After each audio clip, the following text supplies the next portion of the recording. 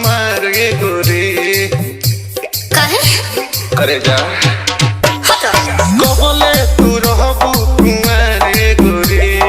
बन जाना अब तू हमारे गोरी नहीं मोहरत के भीरी तू रहबू हो के ले जा ले जा ले जा ले जा दुल्हन बना के सुनो धोइले बानी धोर तोहरे जोगा के गोविंद चौहान गोविंद चौहान गोविंद चौहान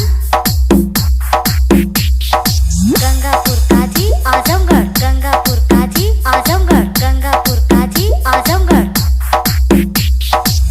लव के पढ़ाई तू कैलू हमरा साथे लागत कि चल जइबू दूसरा के हाथ अरे ना पागल सुनो हम दामाद में घर के शोभा जानो काने हो पूरा गौवा के लोगवा ताना मारो काने हो अपना घरवा के लोगवा के देखो मना के अच्छा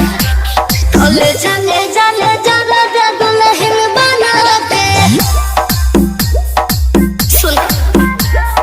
धोइले बानी धन तोहरे जोगा के